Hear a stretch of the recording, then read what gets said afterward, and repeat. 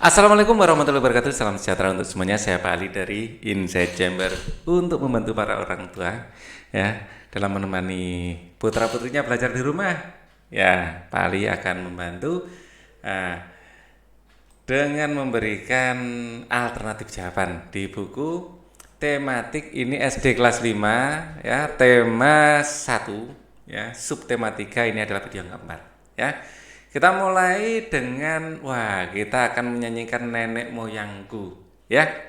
Sebelum kita mulai kita menyanyi dulu. Nah, ini lebih enak kalau kita nyanyi ada alat musiknya ya. Oke. Dengarkan dulu nadanya kurang lebih seperti ini, kita nanti akan bernyanyi bersama-sama ya.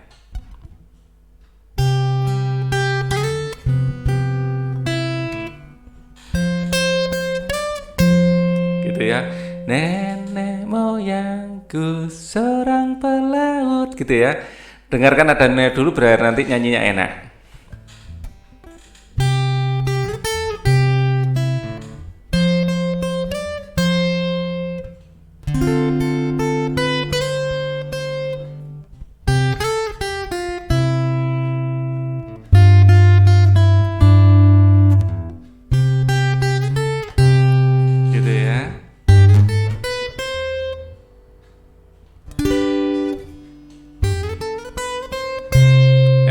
Seperti itu ya. Kita nyanyikan sama-sama ya. Ini agak saya minggirkan ke sini biar natap gitarnya. Mari kita nyanyi. Nenek moyangku seorang pelaut, gemar mengarungi luas samudra, menerjang ombak, tidaklah takut, menempuh badai, sudah biasa.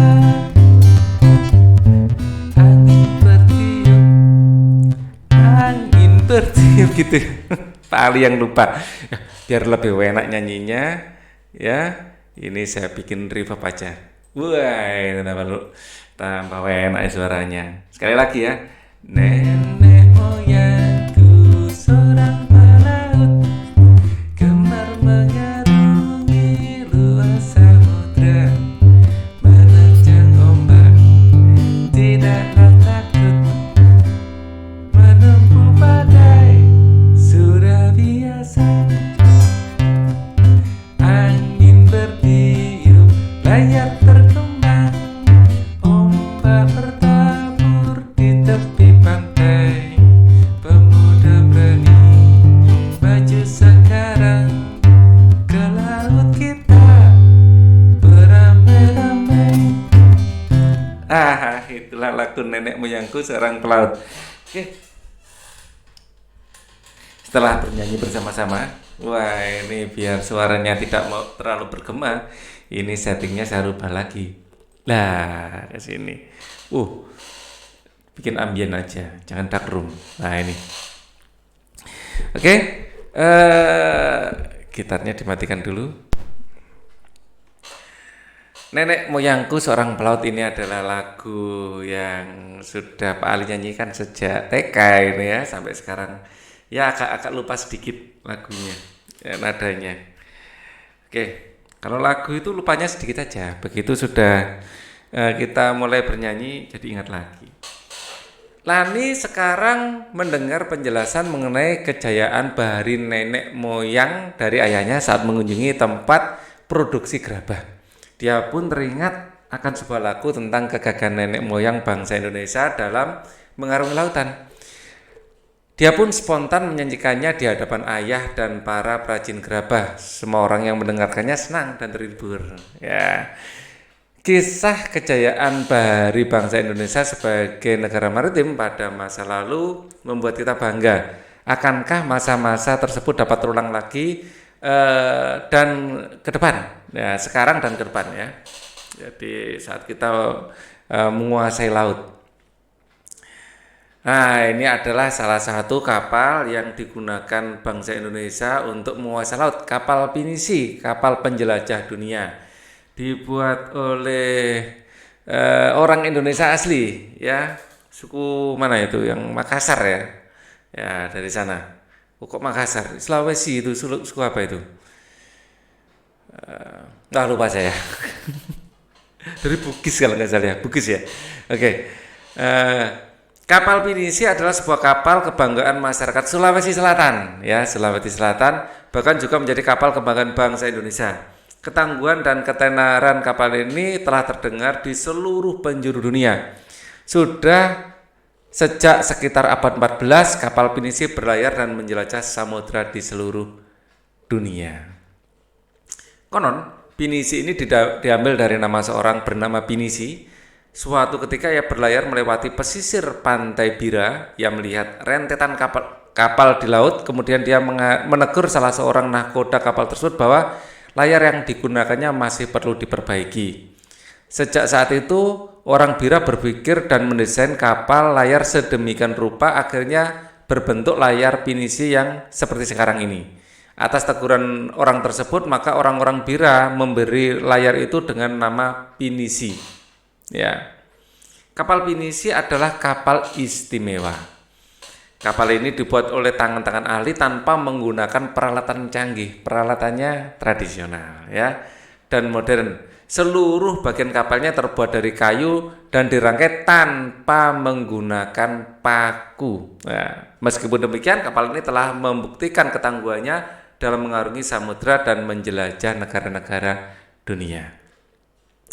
Banyak upacara atau ritual yang dilakukan dalam membuat kapal pinisi, mulai dari pencarian hari baik untuk memulai pembuatan, upacara atau ritual mengusir roh jahat saat menebang kayu, dan yang akan digunakan untuk pembuatan kapal pinisi. Upacara atau ritual peletakan lunas dan pemasangan pengapit lunas, kemudian memasuki proses penggabungan dan pendembulan badan kapal. Pada proses terakhir dilakukan peluncuran, namun sebelumnya juga diadakan upacara atau ritual selamatan. Semua upacara dan ritual itu dilakukan semata-mata digunakan untuk mengharapkan keselamatan dan kesejahteraan bagi pembuat, pemilik dan penumpang kapal pinisi. Tujuannya baik ya. Peluncuran kapal pinisi dilakukan pada saat air laut pasang dan matahari sedang naik. Ketika kapal sudah mengapung di laut, barulah tiang dan layar dipasang. Kapal yang diluncurkan biasanya sudah siap dengan awaknya. Adapun kepala tukang bertindak sebagai pelaksana utama upacara dan duduk di sebelah kiri. Doa mantra pun diucapkan. Walaupun terbuat dari kayu, kapal ini mampu bertahan dari terjangan ombak besar di laut lepas. Kapal pinisi satu-satunya kapal kayu besar dari sejarah masa lampau yang masih diproduksi hingga sekarang. Loh, keren. Kapal pinisi sendiri umumnya memiliki 2 layar tiang utama dan 7 buah layar. 2 tiang layar pinisi menyimbolkan 2 kalimat syahadat, ya, sedangkan ke-7 layarnya melambangkan jumlah ayat dalam surah Al-Fatihah. Oke. Ada beberapa jenis kapal pinisi, tetapi yang pada umumnya pinisi ada 2 jenis, lamba dan lambu, merupakan pinisi modern yang dilengkapi dengan motor diesel PLM. Palari, ya, lamba atau lambu, ya. Terus yang kedua adalah palari, merupakan bentuk awal pinisi yang melengkung dan ukurannya lebih kecil dibandingkan dengan lamba. Kapal pinisi biasanya digunakan sebagai kapal pengangkut barang antar pulau, ya. Namun di era modern seperti sekarang ini, pinisi sebagai kapal barang sudah berfungsi menjadi kapal pesiar mewah. Pinisi dibuat dengan interior yang mewah, dilengkapi peralatan menyelam dan peralatan permainan wisata bahari. Kapal pinisi juga dijadikan lambang salah satu gerakan WWF, ya, yakni SOS Shark. SOS itu Save Our Soul, Shark itu Shark ya, bukan SOS Shark ya. Shark ini adalah ini apa? Hiu. Ya, gerakan ini merupakan gerakan untuk penyelamatan dan pelestarian hiu. Membanggakan bukan? Ya. Shark, Save Our Shark. Ya mungkin gitu ya, Shark. Selamatkan hiu kita. Kita lanjutkan. Ide pokok as always seperti biasanya. Jadi kita akan menomori dulu. Kita cari ide pokok dari kapal pinisi ini. Ya, ini 1, paragraf 2, paragraf 3, di sini ada paragraf 4, kemudian kita lanjutkan paragraf 5, 6, 7, kemudian ada 8, ya, 9, 10. Lamba jadi lambada, ini gimana Pak Ali? Ya, yang 1 sudah terjawab, ya tadi. Sekarang yang nomor 2. Ya, saya pakai mouse saja biar lebih enak. Yang nomor 2, ini modenya saya rubah mode untuk kopi. Ya, konon Pinisi diambil dari nama seorang bernama Pinisi. Ya, nama Pinisi ya diambil dari nama Pinisi. Ini aja cukup sudah. Ya, yang mengingatkan layarnya kurang sip itu gitu ya. Jadi nama Pinisi dari orang yang menasihati bentuk layarnya. Ya. Ya. Oke. Konon itu menurut cerita, ya, gitu ya. Kita lanjutkan 2, 3 sekarang. Kapal Pinisi adalah kapal istimewa. Kapal ini dibuat dengan tangan ahli tanpa menggunakan alat canggih dan modern. Nah, ini kenapa istimewa ya. Ini kopi kita pastekan di sini. Di sini. Seluruhnya enggak usah. Del saja. Kemudian yang keberapa? Yang keempat sekarang ya. Yang keempat, kita lihat, kita akan cari jawabannya. 3, 4. Ini yang 4. Banyak upacara atau ritual yang dilakukan dalam pembuatan kapal Pinisi. Ini ya. Jadi ada ritualnya. Jadi banyak sekali hal-hal yang harus diperhatikan. Seperti kemarin diceritakan di televisi, di TVRI, bagian depannya, untuk landasan depannya untuk pas pembuatan itu dilarung ke laut. Itu menunjukkan laki-laki. Yang bagian belakangnya disimpan di rumah itu menunjukkan perempuan ya. Kalau di Makassar ya, Makassar atau mana ya kemarin itu. Nah, itu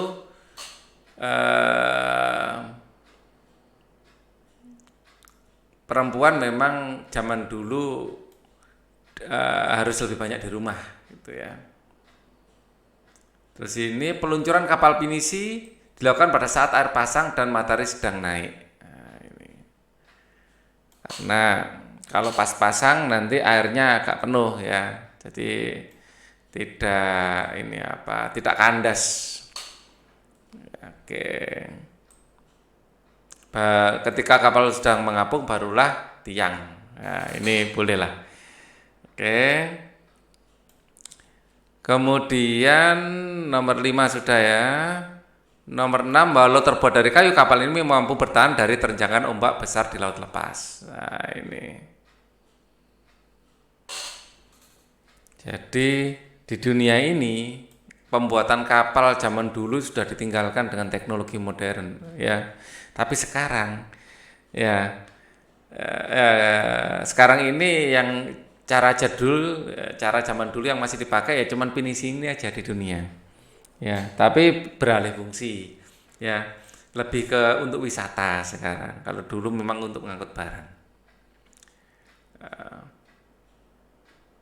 Ini kapal Pinisi sendiri umumnya memiliki 2 tiang utama dan 7 layar. 2 tiang utama ini umumnya memiliki 2 tiang utama dan 7 buah layar. Ya.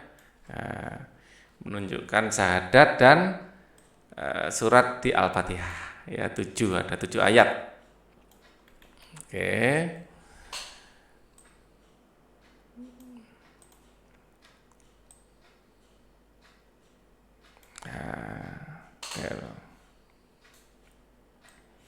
Kapal Pinisi.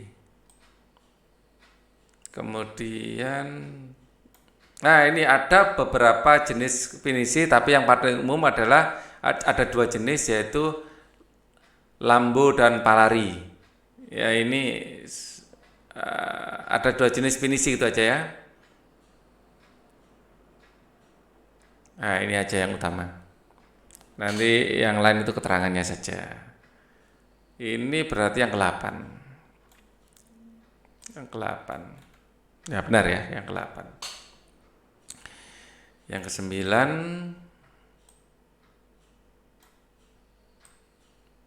adalah mana? Kapal pinisi biasanya digunakan sebagai kapal pengangkut barang antar pulau, namun di era modern sekarang ini pinisi sebagai menjadi kapal mewah. Ini semuanya sampai mewah. Ya. Jadi ada alih fungsi. Karena kalau untuk pengangkutan barang untuk tujuan komersial, efisiensinya sudah kalah dengan kapal yang produksi yang lebih baru. Tapi dari nilai historisnya, keunikannya, lah, wisatawan lebih suka itu. Karena wisatawan nggak mau disamakan dengan barang, nggak mau hanya sekedar efisien, tapi kemewahan, keunikan itu yang dicari oleh para wisatawan. Apalagi itu umumnya sejarah panjang, wah, ya. Kapal pinisi dijadikan lambang. Kapal pinisi juga dijadikan lambang salah satu gerakan WWF, yakni SOS. SOS itu Save Our, ya, biasanya kan SOS, Save Our Soul. Nah, ini soul-nya diganti shark. Shark itu adalah hiu. Oke. Del. Kita lanjutkan.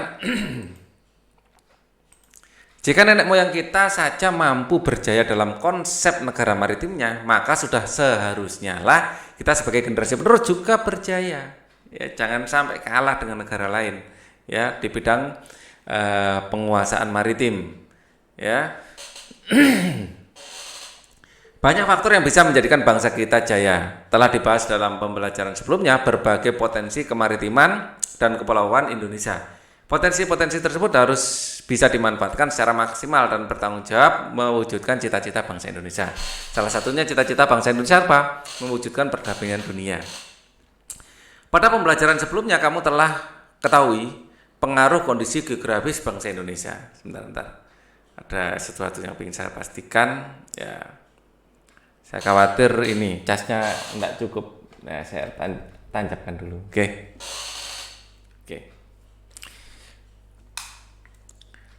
Potensi tersebut harus dimanfaatkan secara maksimal dan bertanggung jawab untuk mewujudkan cita-cita bangsa Indonesia.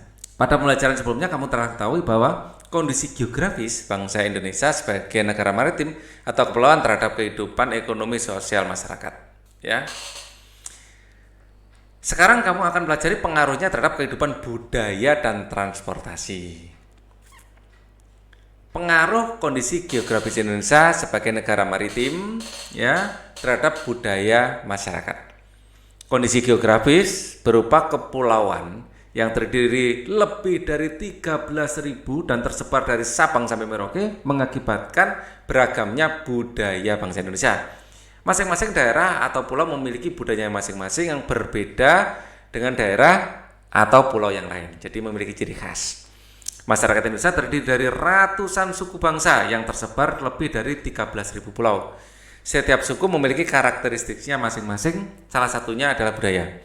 Budaya antar suku bangsa dengan bangsa yang lain juga berbeda-beda seperti bahasa, adat istiadat, tradisi, sistem dan kepercayaan dan sebagainya. Ciri keragaman budaya lokal Indonesia dapat dilihat dari hal-hal sebagai berikut. Keragaman suku bangsa. Wah. Nenek moyang bangsa Indonesia berasal dari Yunan, Cina Selatan. Itu nenek moyang kita. Ya, mereka bermigrasi kemudian bercampur dengan penduduk indigenus dan Indo-Aryan dari Asia Selatan. Kemudian terus berkembang hingga membentuk suku-suku bangsa. Suku bangsa Indonesia diklasifikasikan menjadi 19 suku bangsa induk. Ya. Terus kemudian keragaman bahasa. Indonesia termasuk dalam rumpun bahasa Austronesia. Australia, Asia.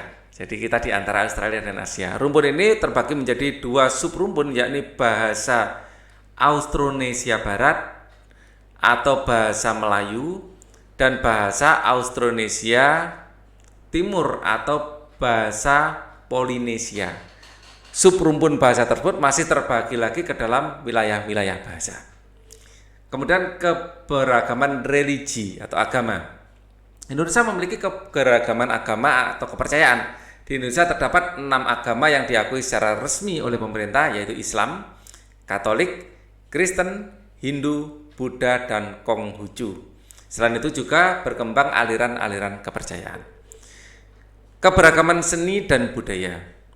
Bangsa Indonesia beragam, ya. Bangsa yang beragam di Indonesia tentu menghasilkan kebudayaan yang beragam pula. Salah satu wujudnya adalah kesenian, baik sastra, tari, musik, drama, atau pertunjukan, seni rupa dan sebagainya. Keberagaman budaya memberikan manfaat bagi bangsa kita, misalnya dalam segi bahasa. Kebudayaan bahasa yang terwujud dalam bahasa daerah dapat memperkaya perbendaharaan istilah dalam bahasa Indonesia. Kita itu bahasa Indonesia itu bisa menyerap dari bahasa mana saja, ya. Yang paling banyak ya bahasa Jawa, paling banyak diserap ya. Bahasa Arab itu juga banyak. Ya. Bahasa yang dari Polinesia juga banyak ya. Beta itu kan bahasa yang Indonesia Timur ya, artinya saya. Di lagu-lagu nasional itu tanah air beta gitu kan, diserap. Sementara itu dalam bidang pariwisata, potensi keberagaman budaya dapat dijadikan sebagai objek tujuan wisata, misalnya bisa menghasilkan devisa bagi bangsa. Pemikiran yang timbul dari sumber daya di daerah-daerah bisa menjadi acuan bagi pembangunan nasional. Adapun dampak dari segi kebudayaan diantaranya adalah sebagai berikut, ya. Karena mudahnya pengaruh luar masuk Indonesia, maka masyarakat Indonesia lebih mengenal budaya asing, ya. Seperti dalam musik, masyarakat Indonesia lebih tahu musik luar seperti hip hop, jazz, R&B daripada lagu daerah seperti karawitan, gambang kromong, ya. Tidak hanya lagu, budaya lain seperti tari-tarian dan bahasa pun mulai luntur. Nah, ini dampak yang kurang baik ini ya. Dampak dari segi kebudayaan. Ya, kalau kalian mungkin saya tanya gitu, yang tahu keroncong enggak banyak. Ya, padahal keroncong wes enak sekali musiknya. Sungguh mainnya agak susah. Ya. Nomor 2, tontonan atau adegan di dalam film yang kurang bahkan tidak pantas membawa efek buruk bagi bangsa Indonesia. Ya. Nah, kabar buruknya kita itu yang viral-viral itu di YouTube misalnya, yang viral itu yang kurang greget secara pendidikan. Kadang-kadang yang kurang baik efeknya ya. Sebagian besar adegan tersebut ditiru oleh artis-artis dalam negeri dari masyarakat, menganggapnya sebagai gaya hidup, semacam pusat gaya yang perlu ditiru terutama anak muda, padahal itu merupakan turunan nilai moralitas bangsa seperti kayak pergaulan bebas kayak gitu ya. Jadi kalau Pak Ali lihat tayangan-tayangan di TVRI sekarang, waduh, sudah kalau itu ditayangkan di zaman kecilnya Pak Ali, wah itu heboh pasti. Jadi banyak orang yang menentang. Tapi kalau sekarang anak-anak kok biasa saja. Ini artinya standarnya sudah mulai turun. Dikenalnya kebudayaan Indonesia akibat ramainya perdagangan dan pariwisata di Indonesia. Ya, dikenalnya budaya Indonesia akibat ramainya perdagangan. Ya, kita tidak menyerap saja budaya asing, kita harus memasukkan budaya kita juga, diakulturasikan. Ya, seperti baru-baru ini ada lagu Lati misalnya ya, musiknya techno tetapi disertai dengan ada gamelan-gamelan Jawa gitu, itu termasuk salah satu upaya untuk akulturasi budaya. Jangan kita serap saja, kita masuki paling tidak unsur Indonesia. Ya. Timbulnya beraneka ragam kebudayaan akibat adanya pengaruh luar, contohnya wayang di Jawa terinspirasi dari cerita India dan hukum adat dari Aceh yang terpengaruh oleh hukum Islam, dan hukum kita sendiri terpengaruh dari Belanda ya, kitab KUHP kita itu dari Belanda itu diserapnya ya. Jadi kebudayaan akibat pengaruh luar banyak ya. Jadi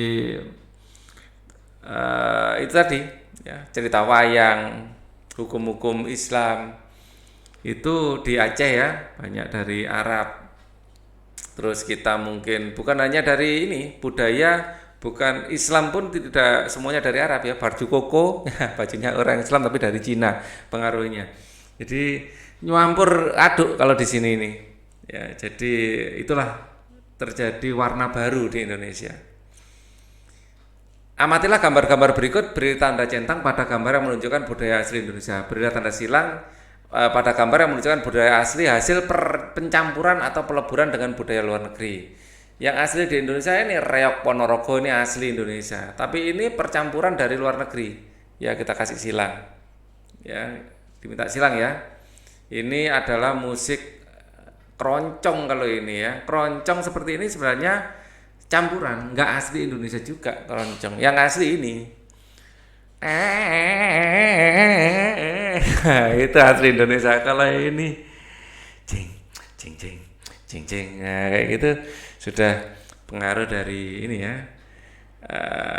Biola ini kan dari luar negeri, namanya saja nggak Jawa, sudah nggak Jawa atau nggak Indonesia gitu ya. Selo, ukulele, nah ini gitar lele. Kalau ini asli Indonesia, ini asli budaya Bali. Budaya Bali pun asalnya dari Majapahit, ya asli ini. Kalau ini barongsai ini, ya, ini dari China, ini dari China. Seniman-seniman Indonesia banyak yang menekuni barongsai ya. Wah ini hubungkan dengan garis antara identitas budaya daerah dengan provinsi asalnya. Oke. Ini wah, gambarnya kecil sekali ini. Agak kesulitan ini Pak Ali. Ya. Oke. Yang jelas kalau ini jelas, ini Jawa itu dari rumahnya bentuk joglo ini lebih ke Jawa Tengah. Kalau Jawa Pak Ali hafal karena Pak Ali dari Jawa. Ini ada Gatot Kaca ya, Jawa Tengah ini. Definitely. Terus kemudian dari bawah aja. Banyak sekali ya. Ini jelas ini Bali. Yang kelihatan aja saya bantu, yang lain bikin sendiri ya. Kalau ini Jakarta kelihatannya ini. Ya, Jakarta ini bajunya. Ya. Jakarta ini. Kemudian ya kalian hubungkan sendiri ya. Ini rumah Minangkabau ini Sumatera ya. Rumah Gadang, wah, yang khas-khas saja. Ini Irian Jaya, jelas ini Irian Jaya sekarang disebut sebagai Papua. Kalau ini pasti hafal Pak Ali. Ini Kalimantan ini kalau dari ini yang bikin hafal Pak Ali ini ininya Mandau sama Tamengnya ini. Kalimantan. Kalau yang lain nggak begitu hafal. Ini loh, ini Kalimantan juga. Bagaimana ini ada dua ini? Hafal ininya masalahnya ya. Ini Kalimantan mungkin daerahnya ya. Loh, ini sama, bentuknya gini. Ya, mungkin daerahnya mungkin daerah Kalimantan mana. Coba diteliti sendiri aja ya. Nah, ini juga bentuknya mirip. Wah, ini mungkin Kalimantan mana gitu ya. Provinsinya ada 34 sih masalahnya ya. Mungkin itu untuk 34 provinsi. Oke, kita lanjutkan aja, kita move on. Oke. Pengaruh kondisi geografis Indonesia sebagai negara maritim terhadap transportasi masyarakat. Wilayah Indonesia yang luas berupa kepulauan dan disatukan oleh laut sangat mempengaruhi kondisi transportasi yang ada. Jalur strategis yang bisa digunakan untuk menghubungkan antara pulau satu dengan pulau yang lain adalah jalur laut dan jalur udara. Adapun jenis moda transportasi yang efektif digunakan adalah kapal laut dan pesawat terbang.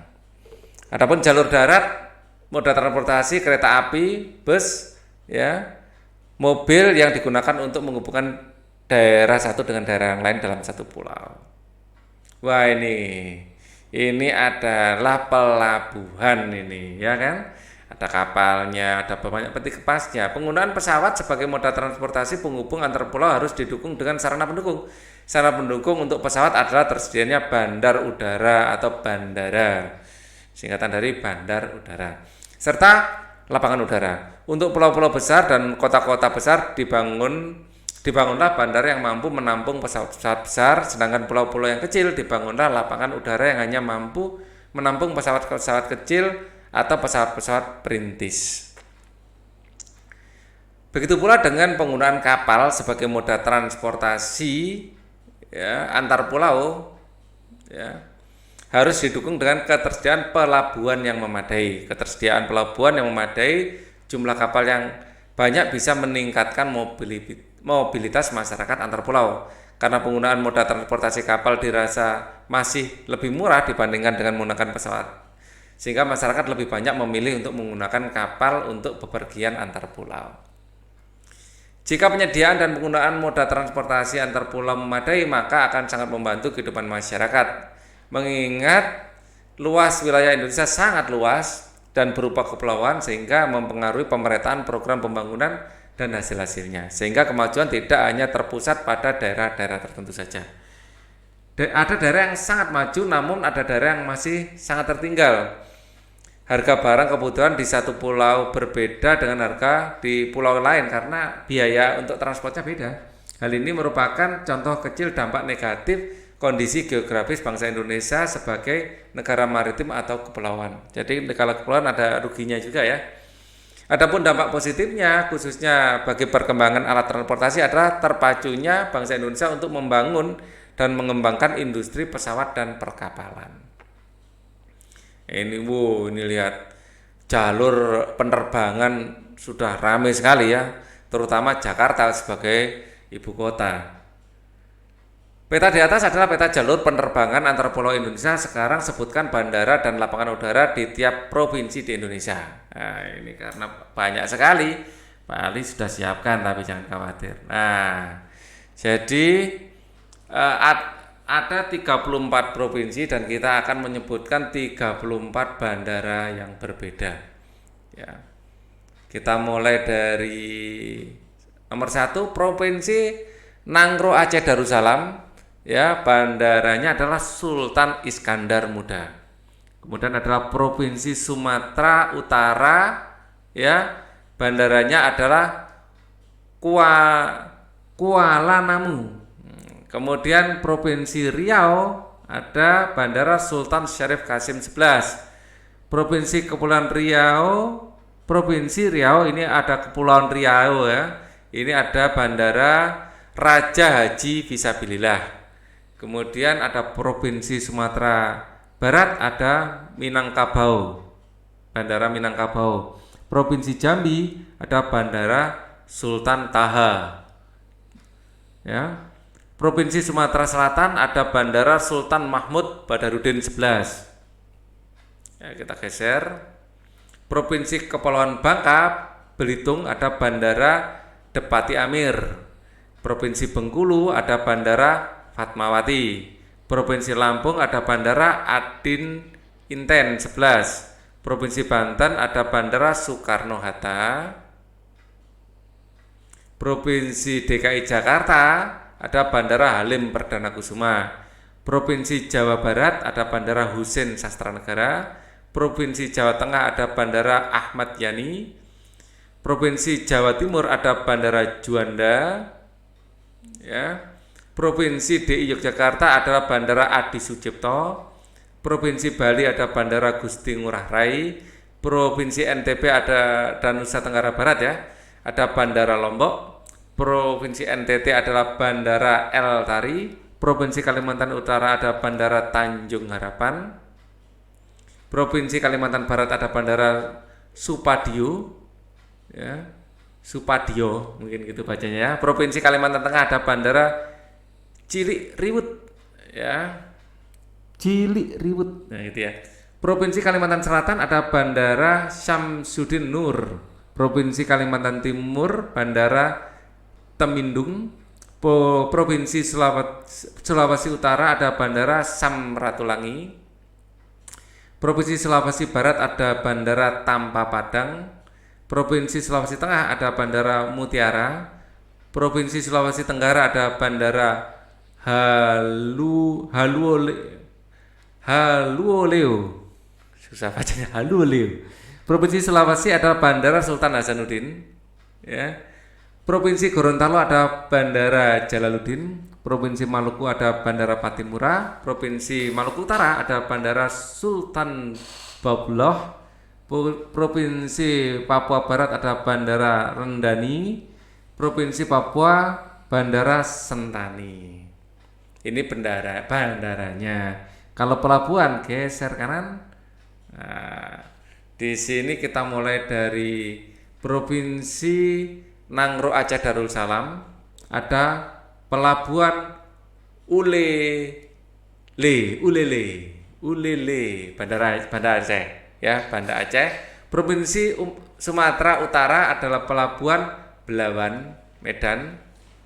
Provinsi Sumatera Barat ada pelabuhan Teluk Bayur Padang. Provinsi Riau, Kepulauan Riau, Jambi, wah belum belum ada datanya, kalian cari sendiri ya. Di sini Provinsi Sumatera Selatan pelabuhan Palembang Brombaru. Ini provinsi ini memang tidak ada datanya ya, jadi ada provinsinya saja. Provinsi Bengkulu ada pelabuhan Bengkulen, Bengkulu. Provinsi Lampung ada pelabuhan Bakauni, ya, Lampung. Provinsi DKI ada pelabuhan Tanjung Priok. Jawa Barat, Dedot. Ya, di Semarang harusnya ada ya. Provinsi Pelabuhan Merak, Banten ada Pelabuhan Merak. Jawa Tengah ada Pelabuhan Tanjung Mas, Semarang. Oh, Semarang Tanjung Mas ya. Jadi satu mungkin ya. Jawa Tengah ada Pelabuhan Tanjung Mas, Semarang. Provinsi DKI Jakarta, Dedot, tidak ada. Jawa Timur Pelabuhan Tanjung Perak, jelas Surabaya ya. Bali Pelabuhan Benoa, Bali. Provinsi Nusa Tenggara Barat, Kalimantan Pelabuhan Pontianak. Kalimantan Tengah, di tengah tidak butuh pelabuhan mungkin ya, di tengah pulau. Kalimantan Selatan Pelabuhan Banjarmasin ya. Kalimantan Timur ada Pelabuhan Balikpapan, tidak ada. Kalimantan Selatan ada Pelabuhan Ujung Pandang ya. Gorontalo, Maluku ada Pelabuhan Ambon. Papua Barat ada Pelabuhan Jayapura. Papua ada Pelabuhan Merauke. Ini data-data yang dimiliki oleh redaksi. Oke. Kita kembali pada sini lagi. Berarti ini sudah lewat ya, sudah kita jawab bersama. Kemajuan dan perkembangan transportasi antar pulau akan makin memperkuat persatuan dan kesatuan bangsa. Oleh karena kita akan meningkatkan mobilitas antar pulau sehingga akan memungkinkan terjadinya persebaran pertukaran sistem nilai budaya antar pulau. Jika sudah terjadi hal yang demikian, maka setiap pulau termasuk masyarakatnya akan lebih merasa menjadi satu kesatuan, menjadi bagian penting tak terpisahkan dari NKRI, Negara Kesatuan Republik Indonesia. Amatilah perilaku orang-orang di sekitarmu, tuliskan contoh kegiatan pengambilan keputusan bersama yang sesuai dengan nilai-nilai Pancasila. Ya. Amatilah perilaku, tulislah contoh kegiatan pengambilan keputusan bersama sesuai dengan nilai Pancasila ya. Di sekolah pemilihan ketua kelas, pemilihan ketua OSIS ya, kemudian apalagi ya, pemilihan ketua dalam pramuka mungkin ya, pramuka. Kemudian bukan hanya ketua, wakil juga ya, wakil OSIS atau pemilihan ini OSIS ini akan ada bendahara juga ya, pemilihan wakil OSIS ya. Wakil OSIS. Jadi ini juga bisa dilakukan dengan musyawarah. Ya, oke. Di rumah ya. Di rumah misalnya menentukan tujuan wisata. Tujuan wisata, menentukan menu makan di luar ya. Jadi kadang kita di rumah bukan di luar ya. Menentukan menu ini untuk apa? Makan malam misalnya. Bisa musyawarah. Atau menu hajatan. Ya. Di rumah juga bisa menentukan apa? Pembagian kerja, bersih-bersih rumah, pembagian kerja, bersih-bersih rumah.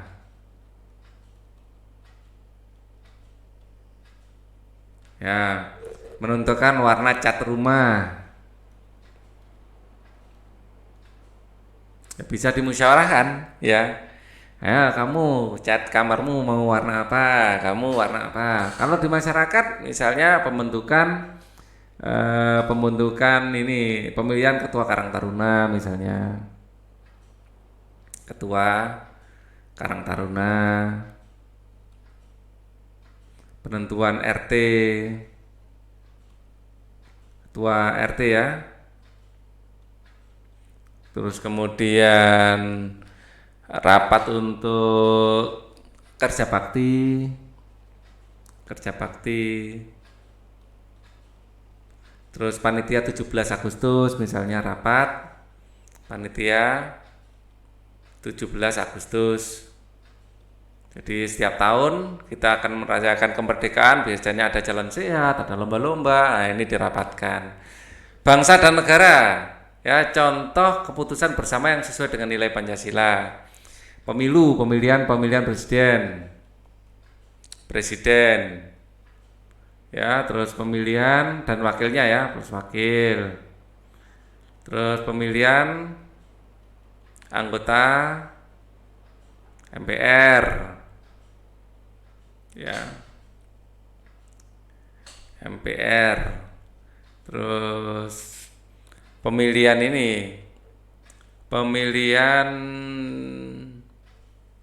ini musyawarah mufakat ya. Tuliskan contoh kegiatan pengambilan keputusan bersama sesuai dengan Pancasila. Nah, ini sesuai dengan Pancasila boleh itu ya. Jadi bentuk voting itu boleh. Terus kemudian musyawarah penentuan ini apa libur awal tahun. Ya itu ada musyawarahnya pasti ya.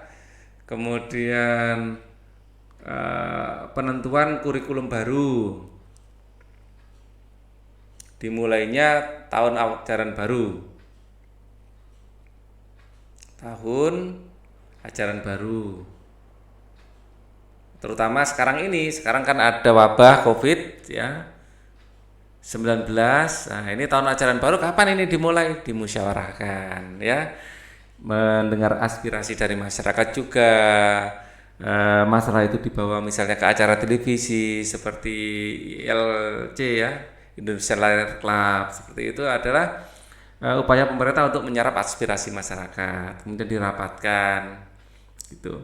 Nilai-nilai luhur yang terkandung dalam sila-sila Pancasila apabila diamalkan akan menjamin kehidupan berbangsa dan bernegara dengan lebih baik. Indonesia pun akan semakin disegani oleh bangsa-bangsa lain di dunia. Kalau kita rukun, ya kita besar, negara lain akan segan. Perasaan menjadi satu, kesatuan sebagai bangsa Indonesia juga merupakan salah satu amanah Pancasila.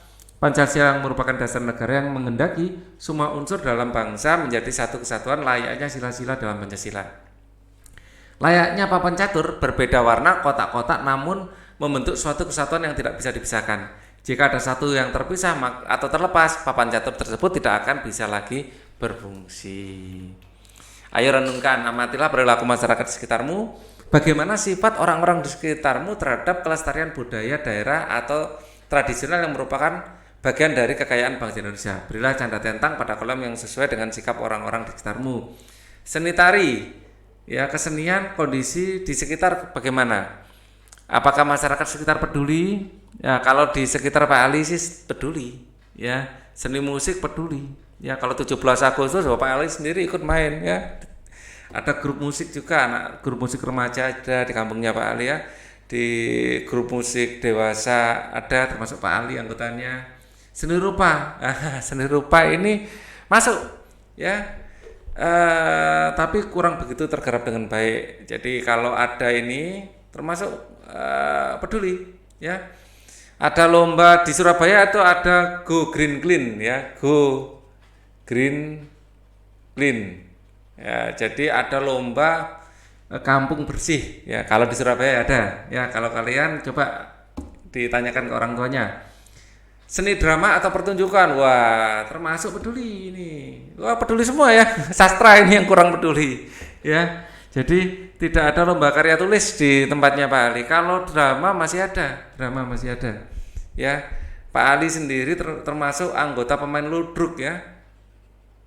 Nah, jadi kalau ludruk ini seni drama asli Jawa Timur ya, terutama Surabaya. Aslinya sih ya dari Jawa Timur memang ya. Tari remonya dari Jombang, terus tokoh-tokoh ludruk banyak dari Lamongan ya, tapi pekerjanya banyak di Surabaya karena kota besarnya di Jawa Timur Surabaya. Ya.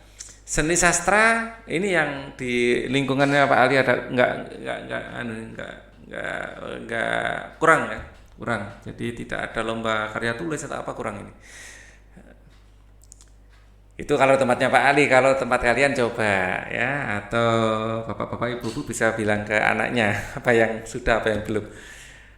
Bersama dengan orang tua amati dan catatilah kesenian tradisional atau istiadat unsur budaya yang lain yang masih lestari sampai sekarang di wilayah tempat tinggalmu. Ya, nah ini di Madura ya. Lani dan ayahnya masih berada di tempat produksi gerabah. Ada satu yang menarik perhatian Lani. Lani pun mencoba mencari tahu.